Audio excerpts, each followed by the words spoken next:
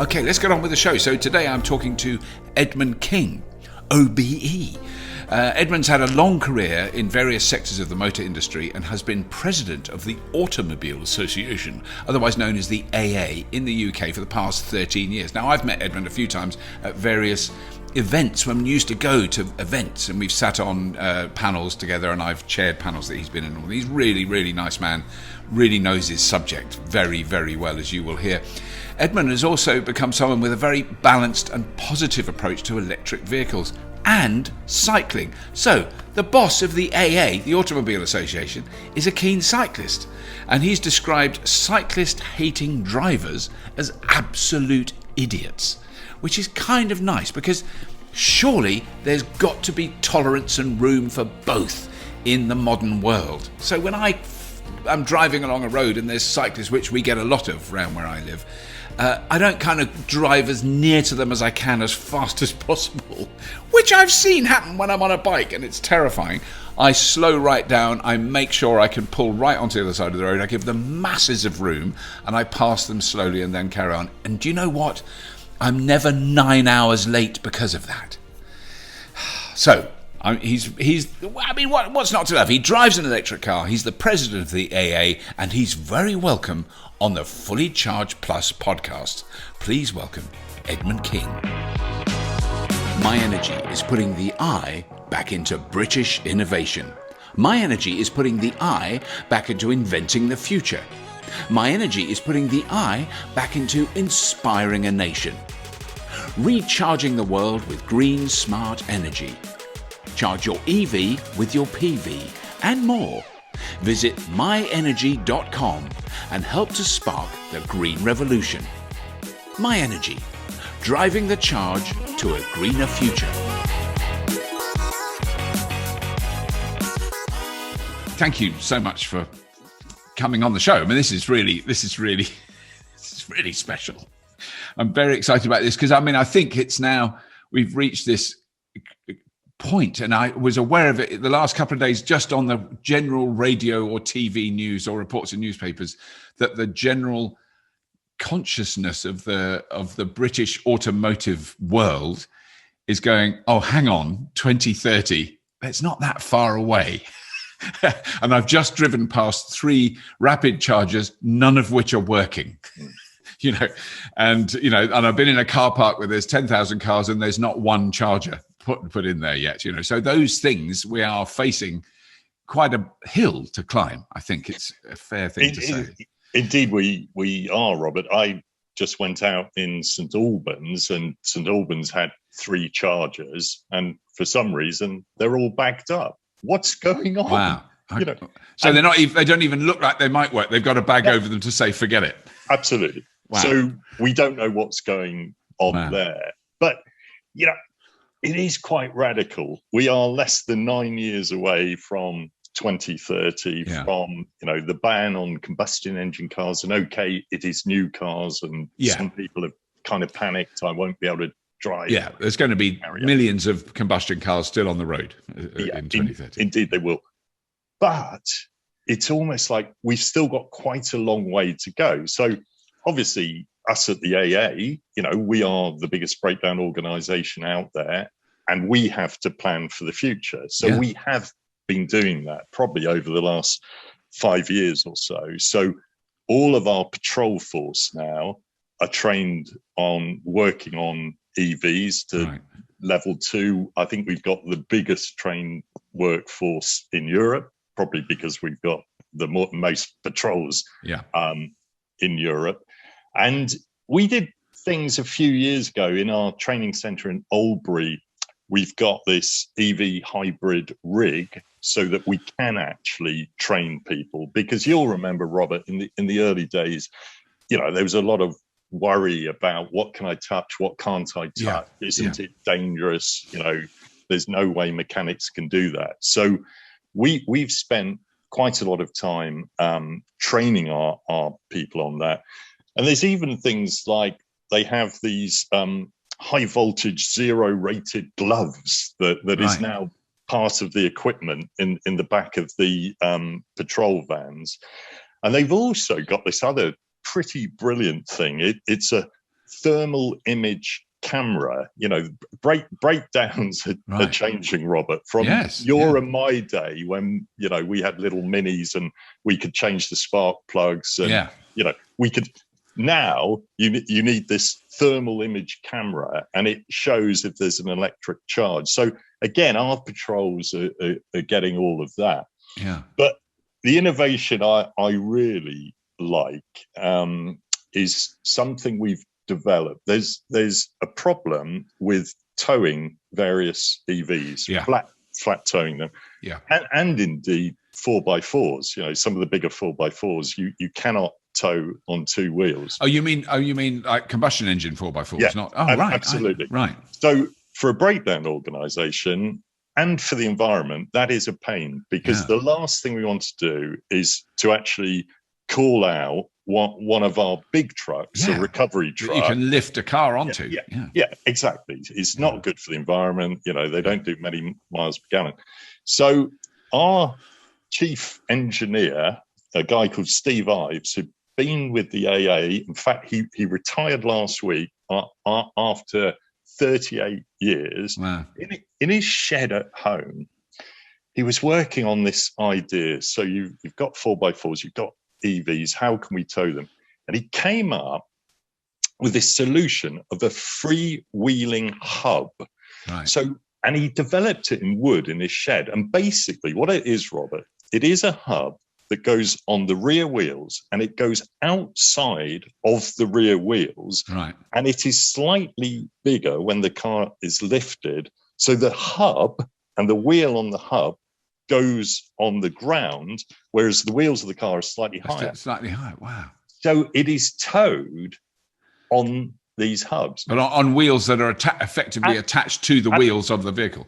Absolutely. Right. So we've just rolled that out. So all of our patrols have now got freewheeling hub. Wow. So in the case that an EV runs out of charge, and it is relatively rare. So in terms of breakdowns, it is about 4% at the moment of EV breakdowns is running out of charge. Isn't that interesting? Wow. That's very small, because that's the big fear everyone has. Exactly. Nobody says, I'm worried that my electric car will break down, which is clearly far more likely. Indeed. Extraordinary. And it is coming down. So it was at 8%, but various things. Cars have got better range. There's more charging infrastructure, and I think it will go down further, because in comparison, running out of fuel, so running out of petrol or diesel, is about 1%. So running out of charge is still higher. Oh God! It's one, because I remember you telling me a long time ago the actual number of vehicles. Yeah. But actually, there's so many cars on the road that 1% of the entire traveling vehicles is still quite a lot of cars. Yeah. But it's actually only 1%. Oh, that's interesting. So, but it is coming down, because we talked to colleagues in Norway where obviously they're 80% EVs, and the breakdown there, less than 1% of their breakdowns now are running out of charge. So I think it will come down. But if and when that does happen, if you run out of charge, what you want to do, you want to be moved to a decent charging point where you can get, 50% charge or whatever to get you on your way. Yeah. So what all our guys are now doing with this freewheeling hub, it means they can come to your car, they can put on the hub in about 10 minutes on both sides. And then what they would do, they would take you to the most appropriate or nearest charging point where you can charge up and then go on your way. So I just like the fact that, on our queue, Steve Ives in his shed kind of came up with this idea. And then, of course, we can use it on Range Rovers and other bigger vehicles as well. So in terms of innovation for us and making life easier for our people, it is really good. And so just to explain to people, so that when you are towing, so you've got a van arrives, let's go with the Range Rover for whatever reason. And so a van arrives and it will lift the front two wheels on a sort of jack that comes out of the back of the van. Is that correct? So that lifts that off the ground, and it's the two but then you wouldn't be able to tow it because it's 4-wheel drive vehicle and all the wheels are connected. So you then put that system on the back. So it's the only wheels that are the only wheels that are near the ground are the rear ones. The front ones are lifted off the ground. Yeah, absolutely. Yeah. And then it tows it. I mean, the other thing that's interesting, Robert, because people have said as well, EVs, they've got 1,000 fewer moving parts. They're much more reliable. They won't break down. Right. Do we need the AA? Well, it's really interesting because we've analysed the figures, and what we've actually found is that the top 2 breakdown faults for combustion engine cars and for EVs are almost exactly the same. Wow. So the number 1 is the 12-volt battery. Yes.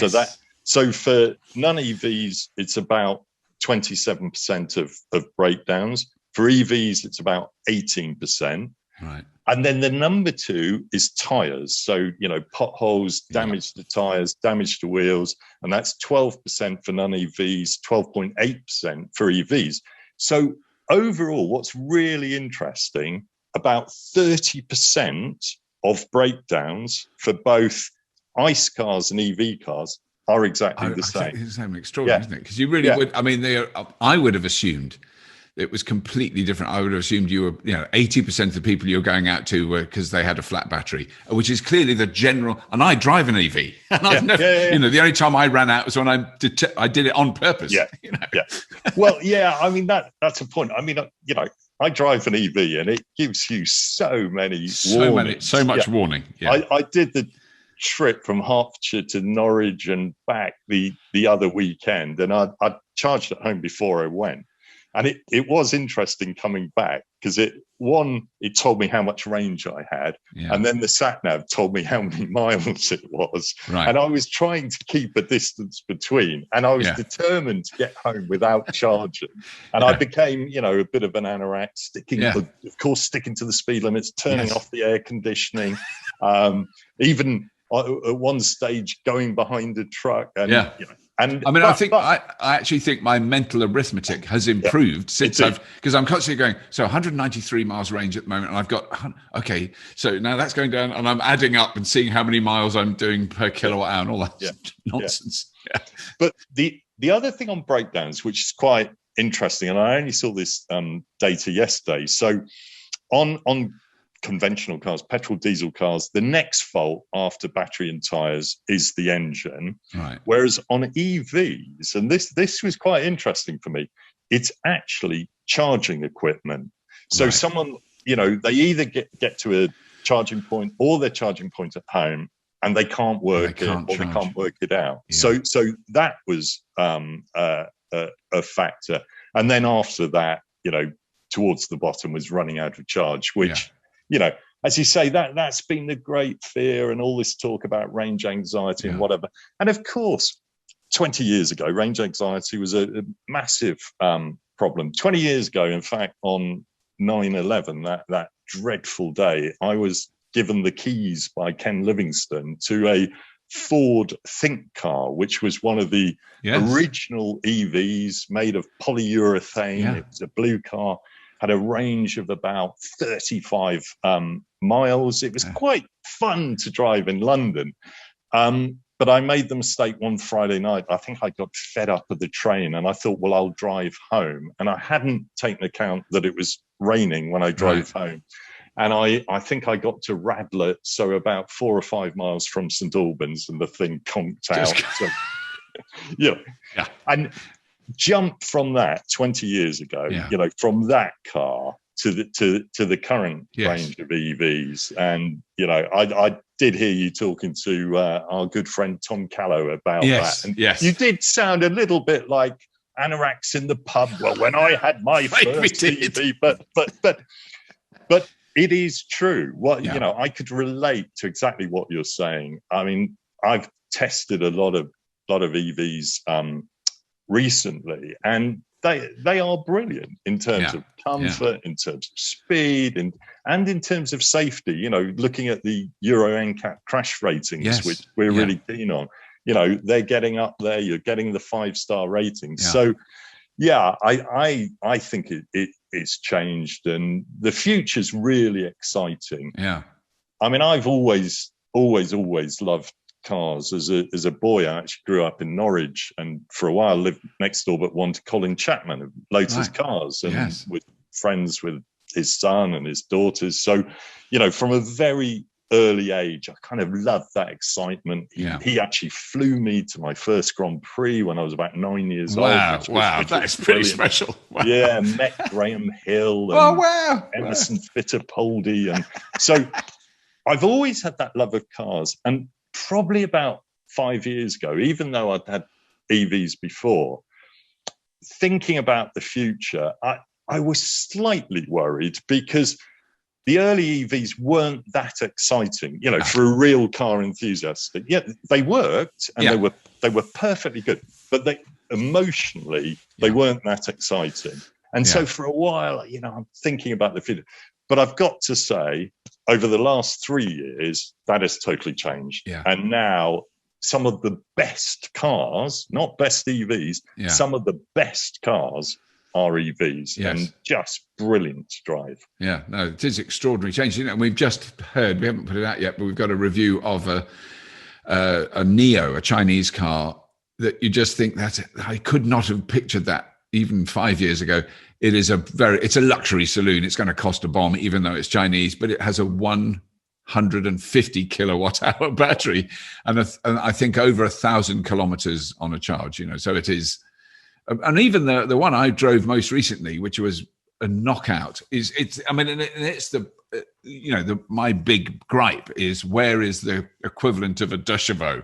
Yeah. and I know, the first deux chevaux I ever drove actually I've got one here. All right. I've got a deux chevaux. There we are. Oh, look at it. They are. I just love them. That's a fantastic model. But I remember driving one which basically, you sat on a deck chair in the car. It was a canvas seat with I cannot imagine what a modern safety rating would have been for that vehicle. It would have been horrendous. Absolutely. I had a Diane 4 when I went to university, and I think it was 430 cc. It was The ordinary Citroen Dianes was 600 cc. Wow, so mine was even smaller, and it was, and going up to Newcastle University on the A1 with your foot flat on the floor. But then when you got a hill, it was embarrassing. I remember overtaking lorries, and you'd think, I've got speed, and then there was a hill, and you go back. Back.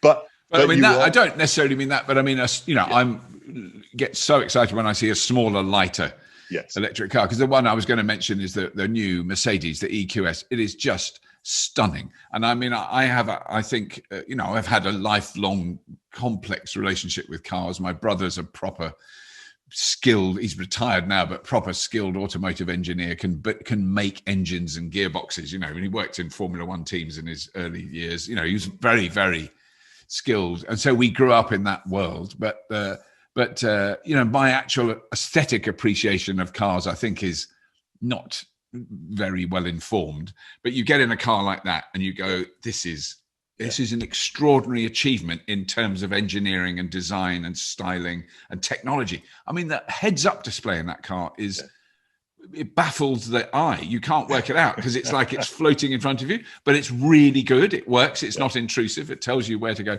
And that car is so aerodynamic that's what was really impressed me about it, was its fuel efficiency. So this is a big luxury saloon car that essentially is as economic as a Kona, which is a very top end of fuel efficiency. And I just think, God, that is impressive. And that car has a realistic close to 400-mile range. Wow. And you go, that is, and when you're driving it, you go, I drove it for like an hour and a half. And we went to a charger to charge it, and it was so pointless. It was at 95%. Wow. It hadn't done anything. Amazing.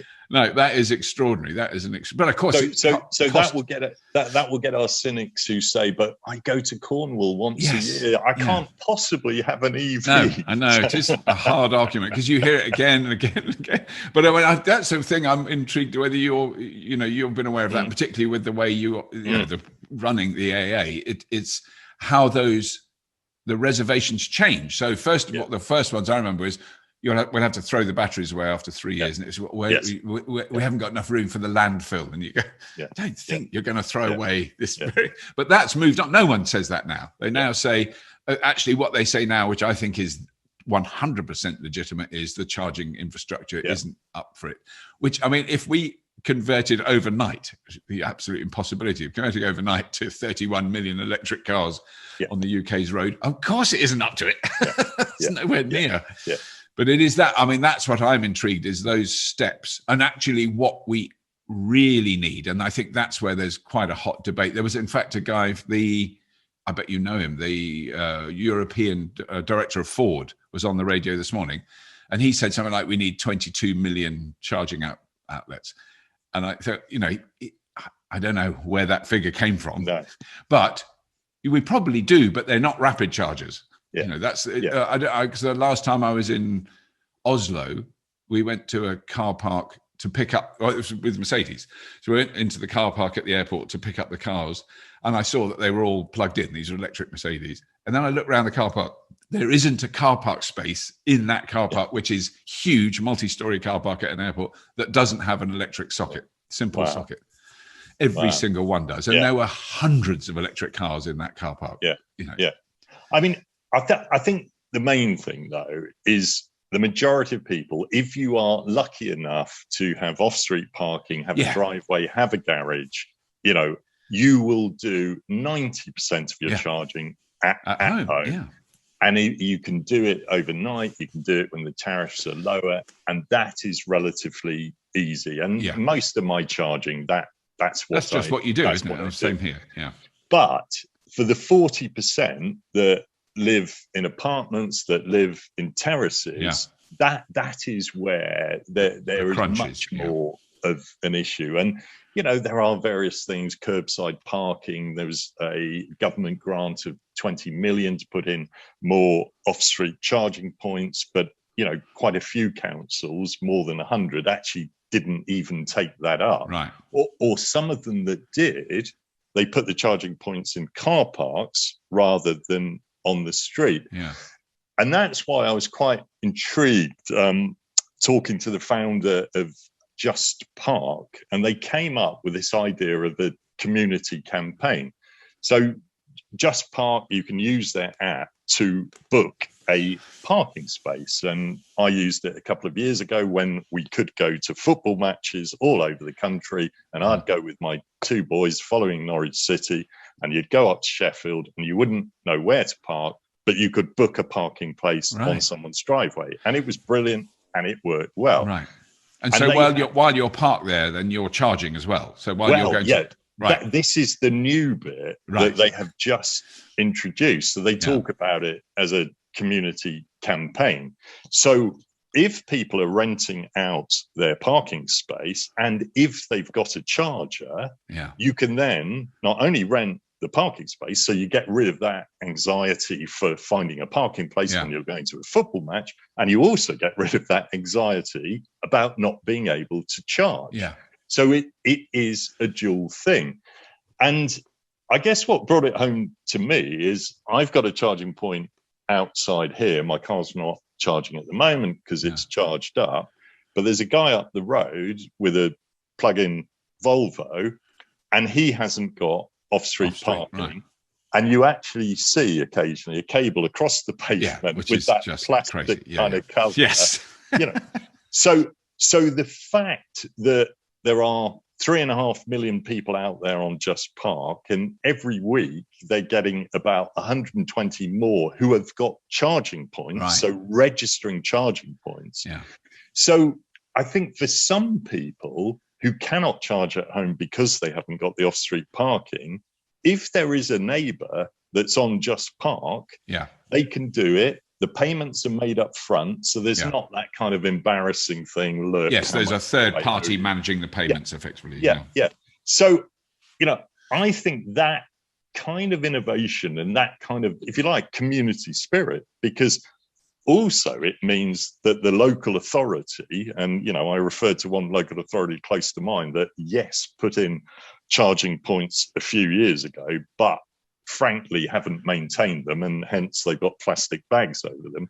So it takes off some of the pressure of the local authority if local communities can share their charges. So I mean, it could even be, you could get to this, and it could be scout hut on the corner that's got a charger? Yeah. And can they rent that space out so that the scouts can get some money in, and really make it part of the community? Yes. And that's the kind of thing Just Park have been talking about. And I was quite intrigued, because whenever we do surveys of AA members, people who've got driveways are, they're up for it because they know that they can charge at home. Yeah. It is other people that can't charge at home that do question the infrastructure. Yeah. And as you say, it doesn't all have to be rapid charges. Sometimes it is that overnight charge or that top up charge that you need. So I think there is some optimism for the future.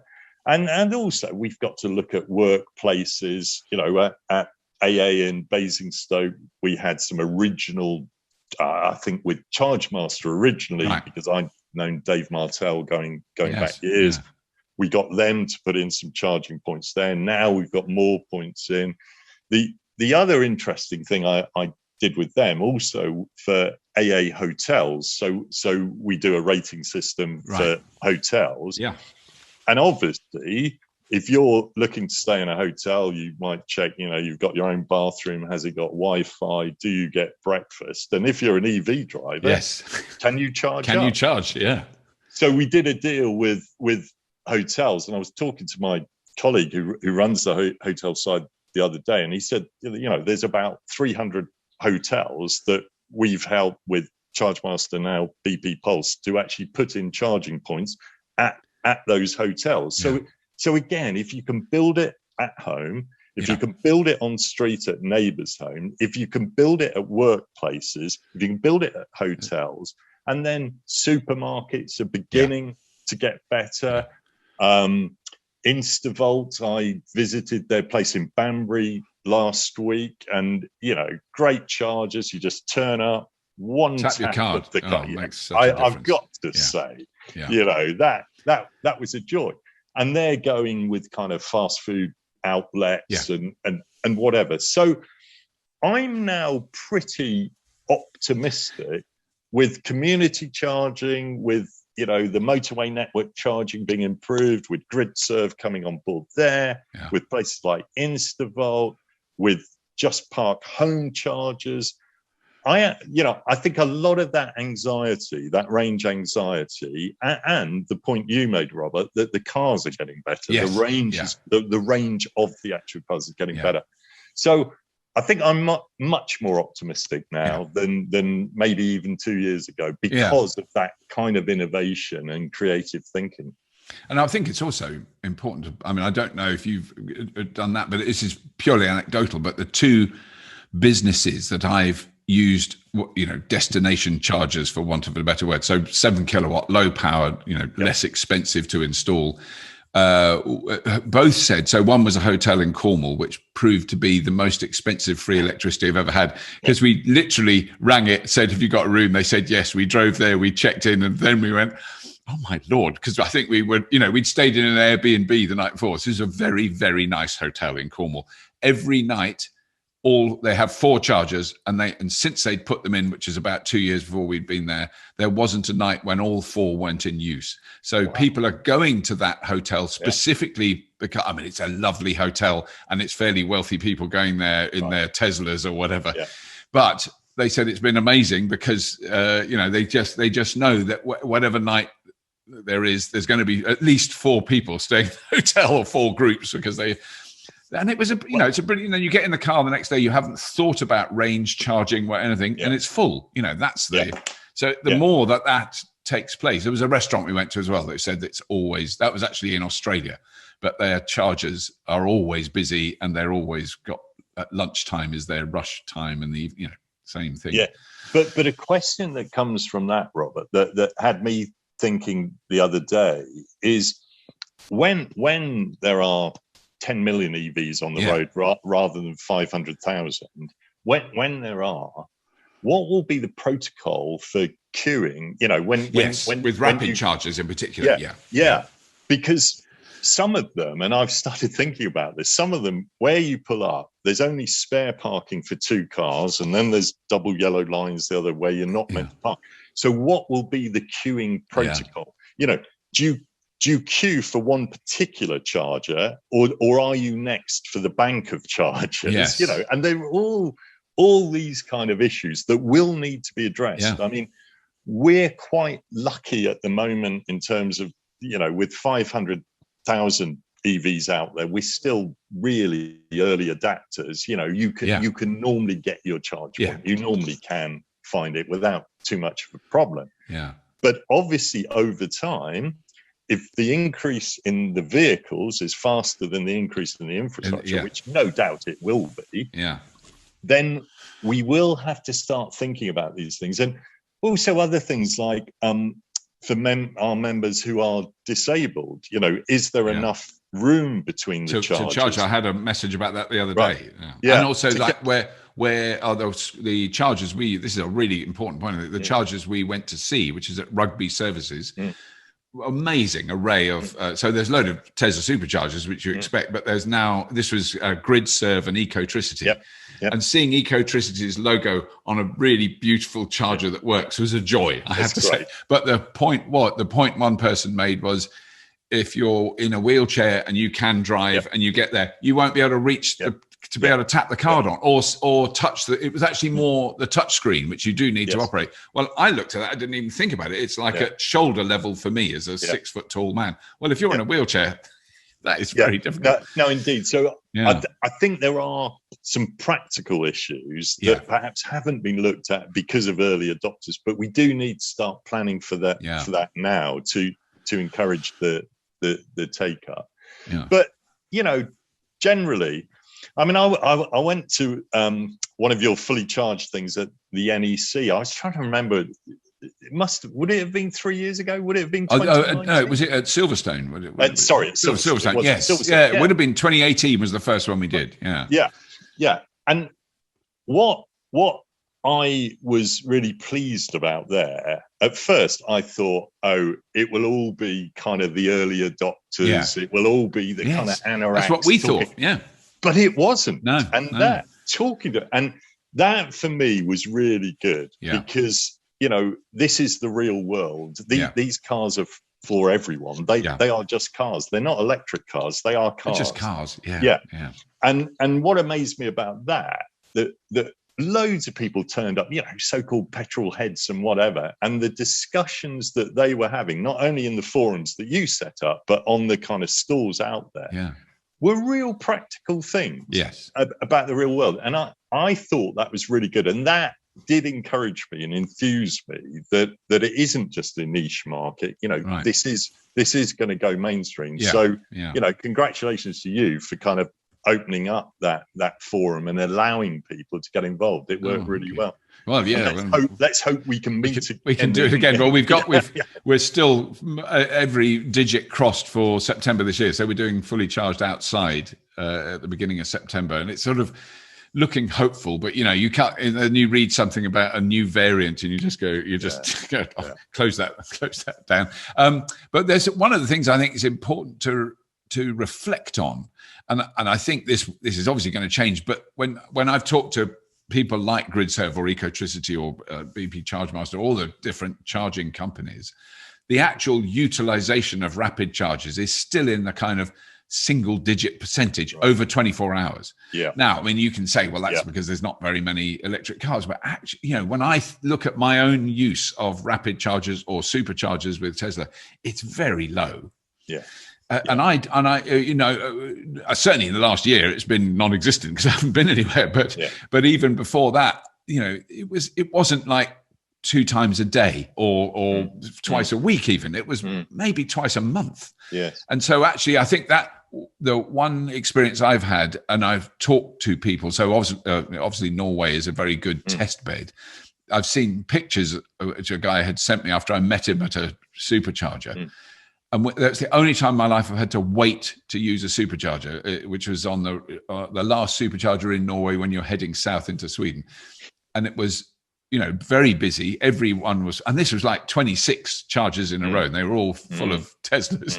And we pulled up, we were waiting. We actually had to wait for about 4 minutes because out of that 26, one did move fairly quickly and we could go on that. But he sent a photograph, as one guy we met there, of the Christmas Eve from the previous thing. And there was the same charging we were at, and we could see, and it was at night.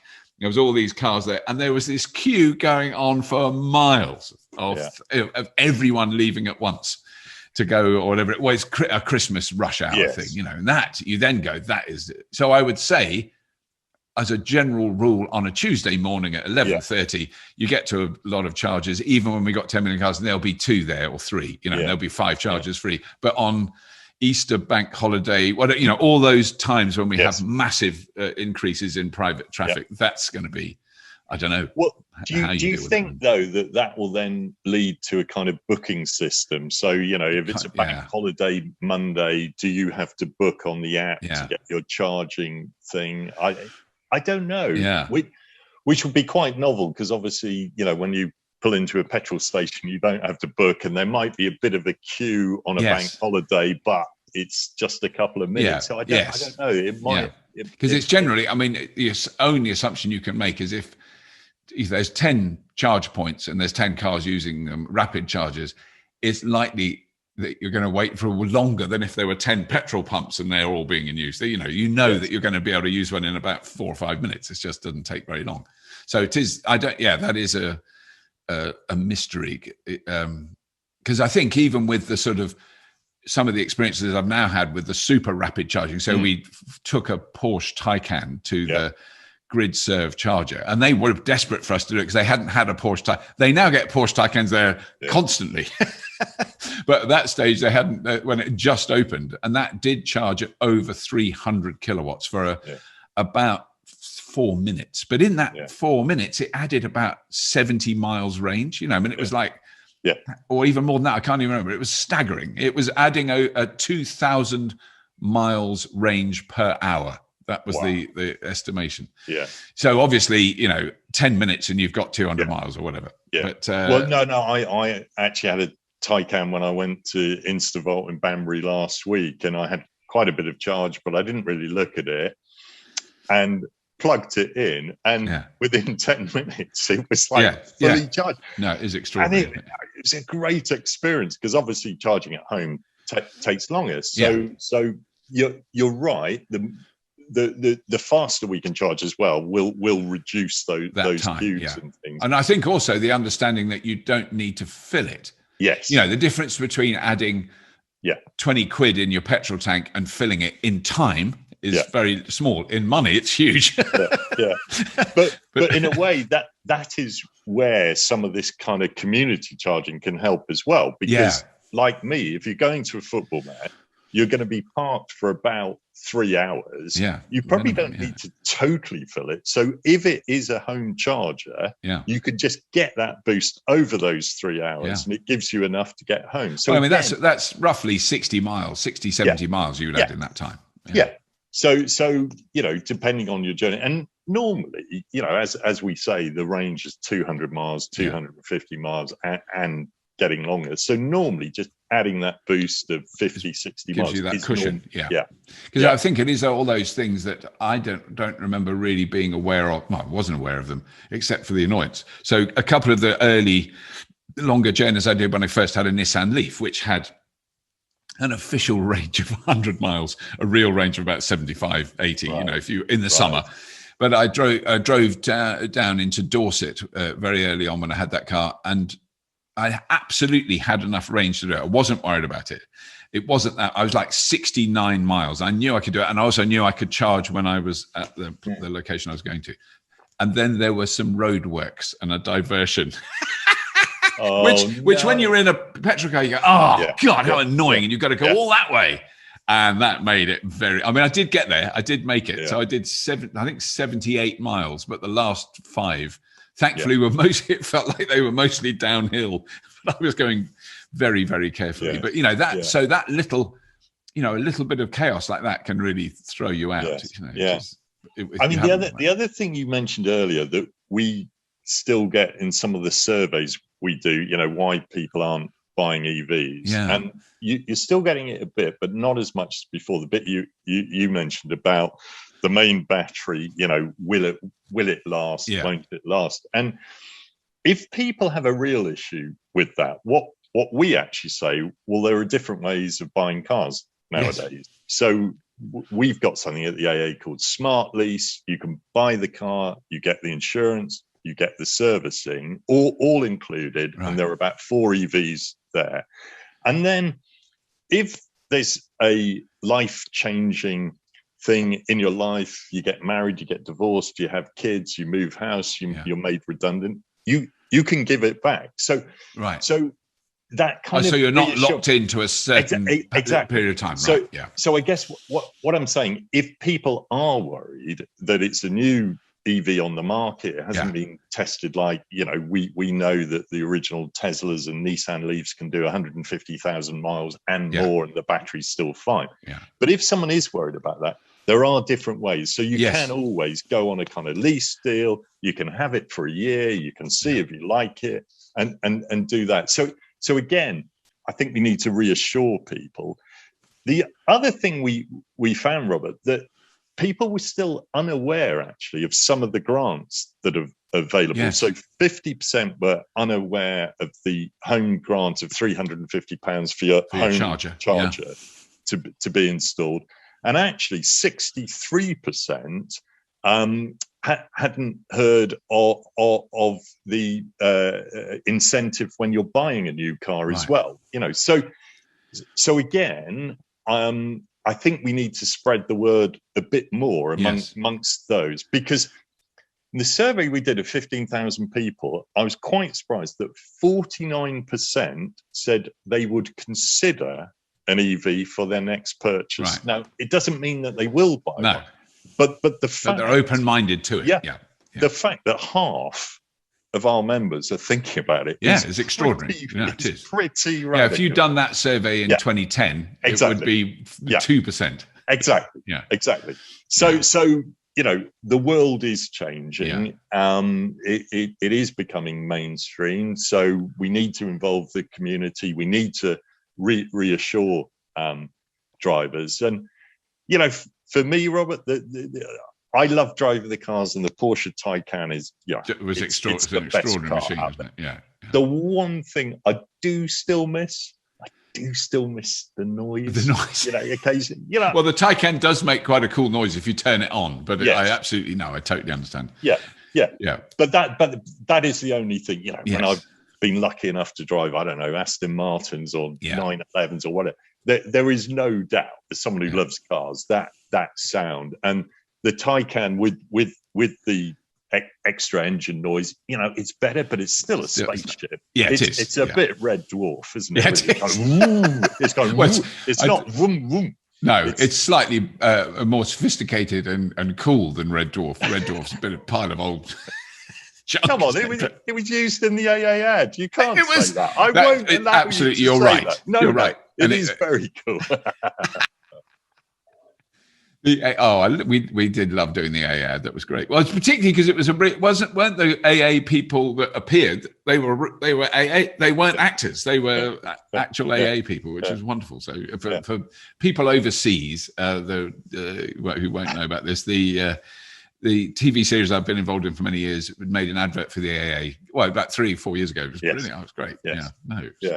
And it went down I loved the fact that the Red Dwarf fans loved it. That was really nice, because that you could say, "Oh, it'll backfire," and they'll all go, "Why are you doing that?" But they thought it was great. Yeah. No, but the one last thing I'd love to talk to you about, because I think this is the thing that I keep hearing more and more, and I'm thinking about it more and more, and it reflects on my life and how I've lived. Is that I don't know, you all know the figure, but it's around 30 million private road cars in the UK. Yep. And it's when you hear those statistics, and 90% of the time we don't drive them. I mean, you and I are a perfect example. We've both got cars. They're both sitting outside our houses. They ain't doing nothing. And I've never thought of all these things that have been brought to the fore since I've had electric cars. I never thought about where does petrol come from?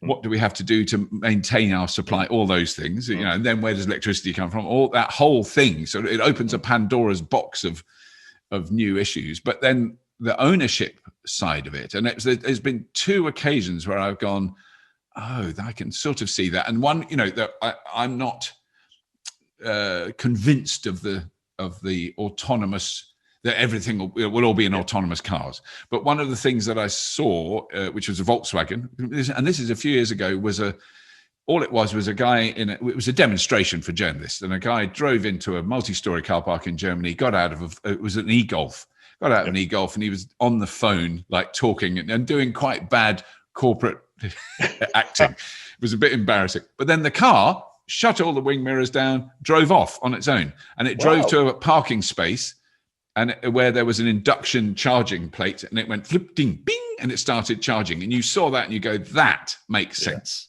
Yeah. That makes a huge amount of sense.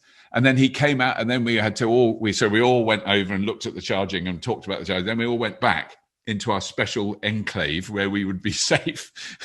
And he comes out, he presses something on his phone, the car reverses, drives up to him, and the door opens and the wing mirrors come out, and he gets in the car and he drives off. That I can see being a plausible solution. So the autonomous part of that vehicle, and this is what we discussed that day, it would never have someone in it while it was driving, which halves the insurance complexity of having a fully autonomous vehicles, because it can then make a decision in an emergency where it destroys itself without harming any human beings. That's the whole, all those arguments. But there was that one. Yeah. I mean, that was the key one, I think, was that if that was a plausible technological advance that was acceptable, then I would love to not own a car or have a car here all the time. But as long as I could press a button on a gel phone, which will all have that will insert, I don't know, whatever the technology is, and the car pulls up outside your house and you get in it, and I drive it down the supermarket, get my shopping, that I can imagine, but you could lower the private ownership. But what I was thinking of in terms of the AA was, does that affect your business in a sense? But actually, I don't think it does, because if you're driving a car that you've just got and it breaks down on the road, you still need someone to come and help you. Well, indeed, even if it were a driverless car, you've still got the radars, the cameras, the sensors. So much can go wrong. I mean, just on that one, the first driverless car I went in was at the United Nations in Geneva, and it was within their land mass. Right. We all piled into this little kind of bubble car driverless thing, and it was on a set route, and it set off. And then someone walked in front, and it did brake, and a couple of people fell forward. I bet, because it didn't have seat belts. And it was like, we talk about safety, we talk about human error being an element in 90% of journeys, and then this driverless car didn't have seat belts, people fell forward. Yeah. But on your broader point, I don't think we should underestimate the appeal of car ownership for many people. No, this is the thing. Absolutely. Get out. I quite often say, get out of London, go to Derby, Doncaster, and Darlington. And people love having their cars. They love having the child seat in the back. They love having their shopping bags in the boot. Ready in the boot, and their umbrella and everything. Radio preset. They love it. I mean, when we did some work on car dependence, and we investigated this, we actually found quite often, and often it was women at home liked the reassurance of a car outside their house in case Johnny was ill and they had to go to the doctors or they had to go to hospital. There was that kind of reassurance. So whereas I can see it in cities, when I lived in Islington, and I did have a car, to be honest, it was a pain. Absolutely, exactly. Residence parking, even though you pay a lot of money for residence parking, there was never a place. And, frankly, I'd probably only use it if I was going away at the weekend or possibly going to a supermarket. Otherwise, I would not use my car. So in terms of that, I can see it in those urban areas. But I think once you get out, I still think there's this psychological attachment to the car. You know, it is the second biggest purchase you will make in your life after your house. People give their cars names. People give their cars personal number plates. And that love affair with the car, whether it's an electric car or petrol or diesel, I think for many people is still there. So I think we'll see changes in urban areas, but also some of these the kind of car clubs have had quite a checkered history. You know, quite a few have gone out of business, some of the manufacturers themselves developed their own car clubs that haven't lasted. So I still think the uptake of electrification will come first before we see a massive change in terms of ownership. And I think we might see more leasing and stuff like that we discussed.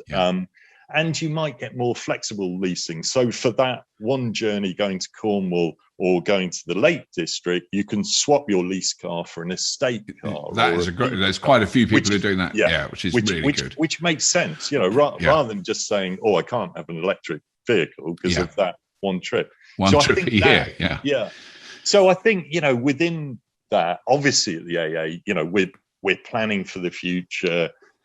We want to give power to electric car drivers. We want to help them, you know, and we have to reassure them that our insurance is that we offer at the AA is good for electric car drivers. And I was talking to my colleagues in insurance yesterday, and now it even covers things like liability for the charging cable and tripping. So, and all that. So if someone tripped over it and all of that, so it is broadening out from basic car insurance and covering those other things, which I think it's great. And also we have to reassure people, because sometimes we do get the question, you know, do you give breakdown cover to electric vehicles? Right. Yes, we do. Yes, you all do. vehicles we cover, and I know that because I've called out the AA a few times in an electric vehicle for various bits and pieces along the way, Robert. Because I mean, I suppose I think the other thing that I'm more optimistic about in terms of the way we use cars, because I think it you know, it definitely challenged my relationship with cars, because I've had that absolutely classic. My last combustion car was a Volkswagen Golf R32, and I have been known to wind down the window of a Tesla on the A40 when there was slow moving traffic because the car in the next lane was an R32 and I just wanted to hear that exhaust note. So I do understand that. It was whatever else Volkswagen have done with their emissions, the sound coming out of an R32 is very cool. Anyway, that's besides the point. But one of the uses of electric vehicles that I find very exciting is the vehicle to home or vehicle to grid stuff, which is I think is only just emerging now, because there's developments for using type 2 connectors, so low power, 7 kilowatts, you know, to run your home. You become extremely privileged. You've got somewhere off the street to park your electric car, and you plug it in and you charge it, and then you're not using it the next day, and you have bought very cheap electricity at night, and you sell it and you use it when electricity is very expensive. You save money, and that's where it's how you can then adapt that to benefit people who haven't got somewhere to charge it. But the National Grid are loving this. They are desperate for us to have electric cars, contrary to a lot of people. It'll melt the grid. The actual engineers that run the grid are going, oh, please plug them in and let us use some of that. They don't need, you know, as one of them told me the other day, an engineer from the National Grid, that if there's 10 million electric cars plugged in and they can take 7 kilowatts from each of those for an hour, that is more electricity at their disposal than we have ever consumed, even at the peak. It's 70 gigawatts of power that they have access to. And so what their argument is, the more electric cars we have, the less generating capacity we need, which is totally counterintuitive, isn't it? It's extraordinary. Although I do still feel, though, with some of this stuff about electricity providers and what's best for EV owners, I still think we need to simplify it a bit. It's so complicated. Yeah, exactly. Yeah. I mean, it's rather like the whole charging network. When I went from plug-in hybrid to full electric full time, I did contact an ex colleague of mine, Ian, who was one of the early adapters, like you and Tom and people who had the early Nissan Leafs and all of that. And I emailed Ian and I just said, can you give me some tips about what I need to know? And I was quite depressed because Ian sent me about 5 pages about all the apps I'll need and all the cards I'll need and all. And he was trying to be helpful, but I didn't want that. I wanted something simple. Yeah. And that's why, going to places like GridServe and InstaVolt and whatever, they are now really simple, which is great. Yeah. But still on the electricity side, I've been looking at different tariffs and whatever, and I still don't think it's quite as clear as it could be, in terms of the benefits that you were rightly talking about, and in the future, how we can give electricity back to the grid and how we can charge off it. I still think we need to simplify those processes for the individual consumers to make it more of an easy choice. Yes. So, I mean, one of our roles at the AA that we see, because we've got millions of members, is trying to communicate fairly simply on all things electric, as you do and other people do. But I do think it's important that we take consumers with us on this exciting journey, and I do think that really is possible. Yes, I'd say a brilliant phrase to end on. Thank you so much, Edmund. That is fantastic. No, really, really good to talk to you. Let's do it again, and hopefully see you soon in the real world. Absolutely. Thanks very much, Robin.